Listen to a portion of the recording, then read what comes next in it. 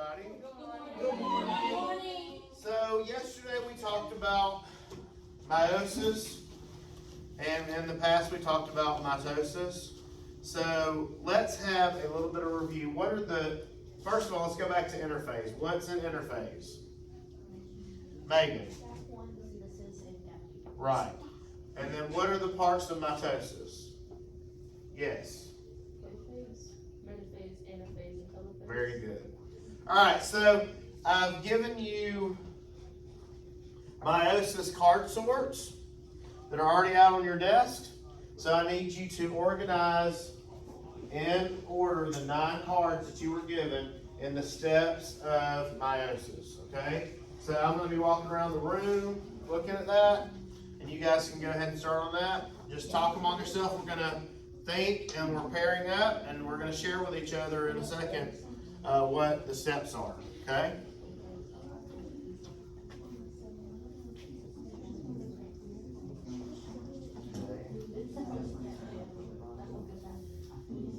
It looks like y'all are doing good.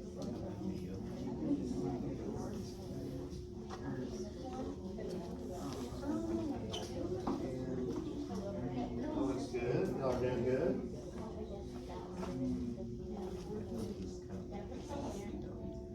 Very good. You guys are doing good.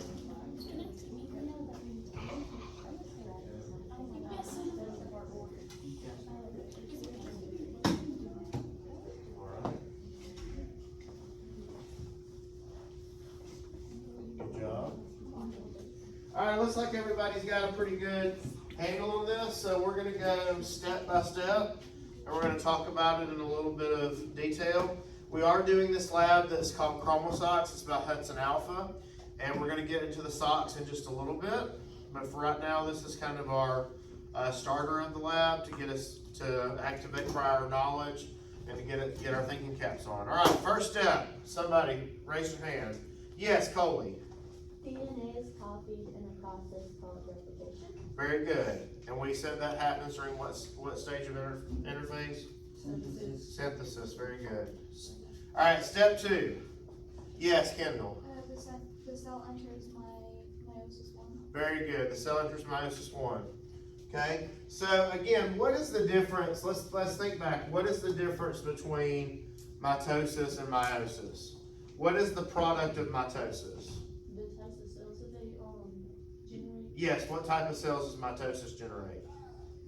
Diploids. Yes, diploid cells. Okay. What kind of cells, Hannah, do meiosis generate? They produce sex cells that are known as haploids. That's correct. Sex cells known as haploids. All right. Who's got the next card? Hunter. What happens next? Similar or homologous pairs of replicated chromosomes join and move to the middle of the cell. Very good. Okay. Those homologous pairs are going to join up in the middle. Okay. They're going to join up for a small amount of time, and then what happens next? Yes, Destiny. Homologous pairs separate and move to the opposite sides of the cell. Very good. They're going to move to the opposite side of the cell. Why are they moving to the opposite side of the cell? Yes. To prepare for replication. To prepare for replication. Very good, Miss Gaia. Okay. What's the next step? Thank you, Megan. The cell divides with 2 new cells and diploids each containing half the normal number of chromosomes. Right. So how many sets of chromosomes do diploid cells have? Because remember, they're 2 ends, so what does that mean? How many copies of the chromosomes do they have? 2 is correct. Yes, say it loud and proud. 2. So haploid is just N. So if diploid is 2N, haploid is N, so how many copies do they have? 1. Hello? No, do you need him? Okay, hold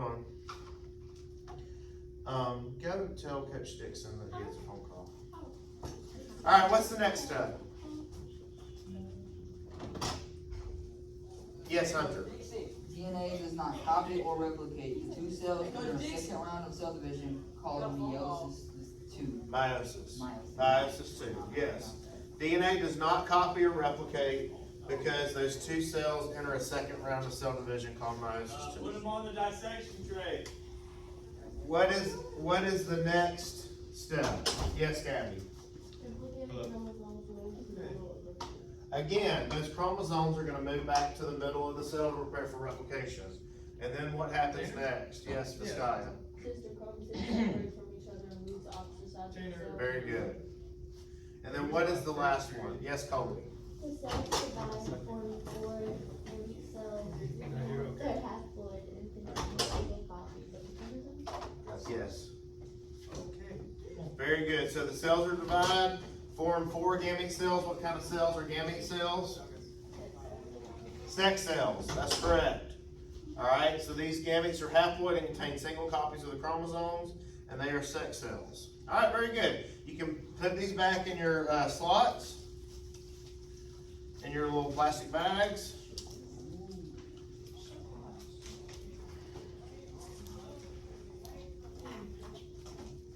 Thank you. If you can, try to seal them. I'll take those up. Thank you. You seal them? Good. Good job. Good job. Good job. Good job on the ceiling. Good job. Not the ceiling above us, but the ceiling of the bag. Ah, I got dad jokes. Who else has theirs? Thank you. All right, so we have these. So now we're going to take our socks. Everybody was given a copy of the Hudson Alpha Lab workbook. We are not writing in these. Okay, so we're going to turn to page number .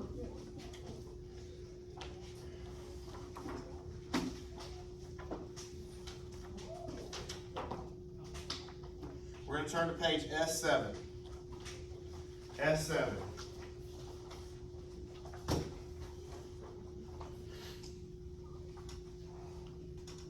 Okay, so we defined haploid and diploid.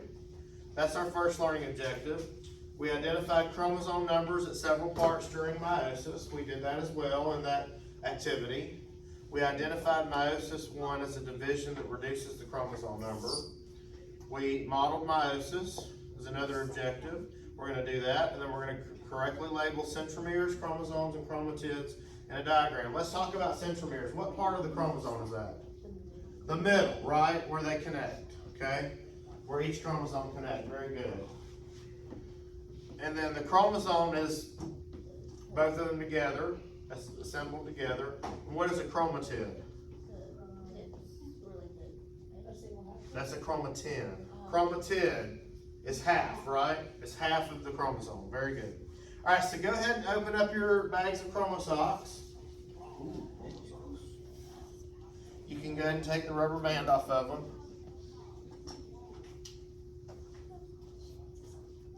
Okay. Can take care of that.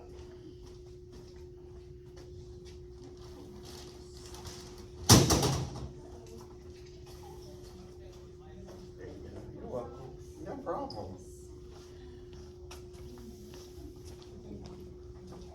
All right, y'all good over here? All right, so you should have different colored socks in your bag, okay? We're going to talk about what they should be. You should have one white chromosome with an orange stripe labeled F. You should have one white chromosome with an orange stripe labeled little f.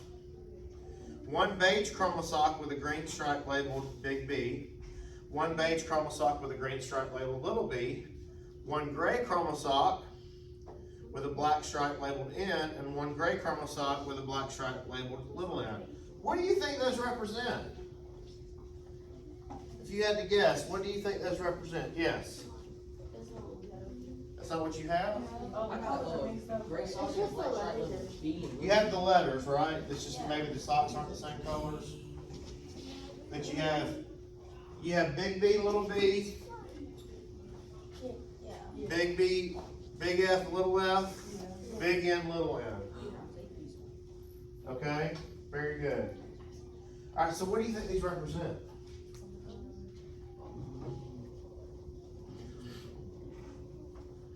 Parents and offspring. Okay, parents and offspring. So what traits are they gonna be passing? Very good. Okay? Alright.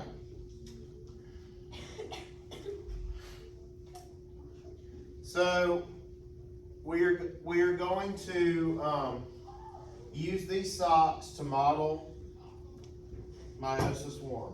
Okay? We're going to use these socks to model meiosis 1.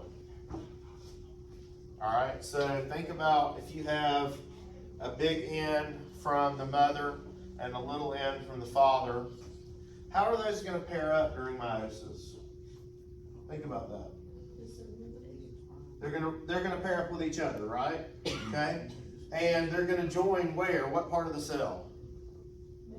In the middle, okay? Then what's gonna happen as they, after they join up in the middle, then what's gonna happen? They separate to opposite sides of the cell. Alright, and that's where we're gonna stop for today. We're gonna pick this up tomorrow whenever we come back into the lab, and